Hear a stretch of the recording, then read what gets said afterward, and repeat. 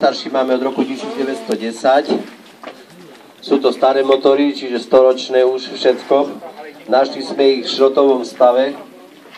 Nálezový stav jedného motora máte hore na rampe, ako sa vchádza do reštaurácie, tam ho uvidíte, to minulý rok sme ho našli. Tam ten tiež možno raz urobíme, ale postupne robíme, lebo ich máme viacej. Takže je s tým veľa práce, ale ten výsledok, keď to začne bavka, tak je ozaj úžasný.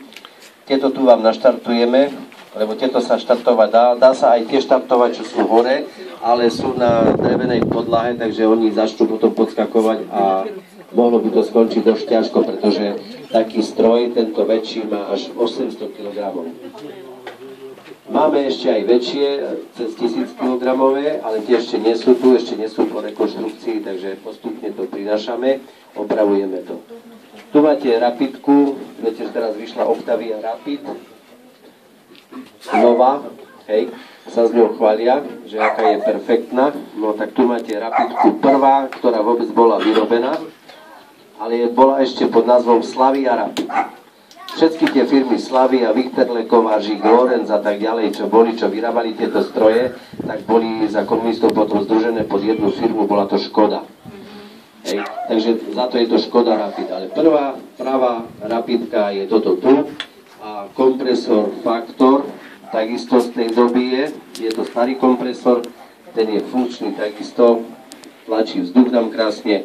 Takže máme to takto skombinované na jednom podvozku.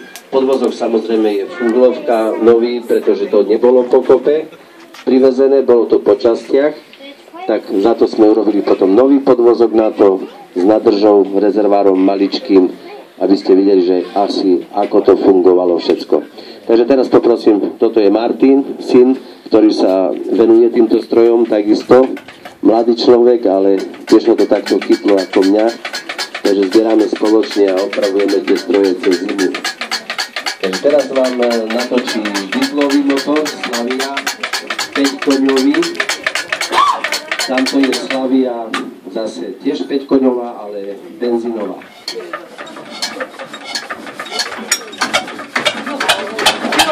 Potlesk!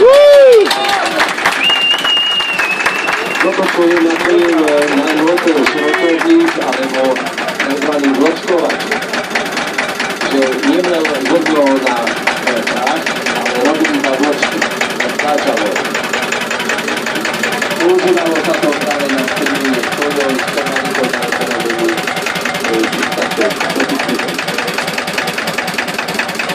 tieto stroje všetké samozrejme používame, menieme na to, si pripravujeme si termínov, zvieratá, ktoré tu máme. Všetko sú plne funkčné.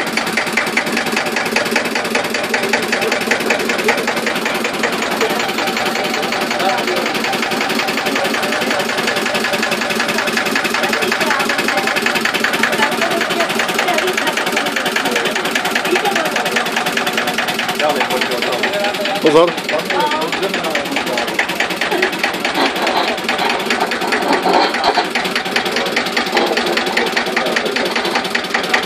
Teraz sa pokúsime naštartovať Slaviu Enzilovú. Boli to zložitejšie stroje, pretože tieto stroje už mali zapaľovanie a to všetko musí byť zladené, aby to všetko pasovalo. Musíme sa odstávať šlajke, neviete ešte prečo.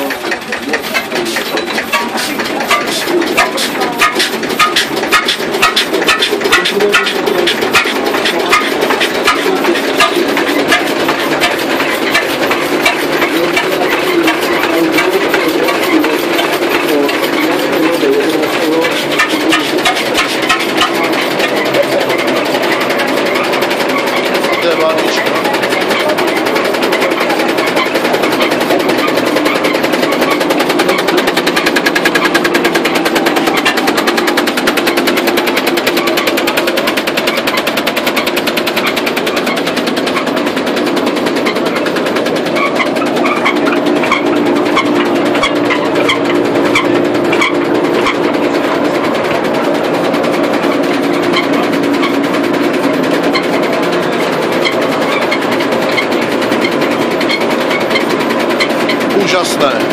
Halikovský dvor, Koránský dvor v Halikovcách, Zemědělské muzeum pana Simoníka. Úžasné.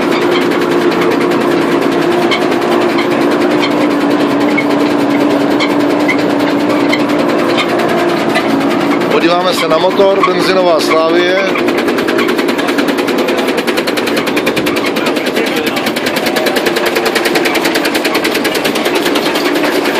Startujeme další.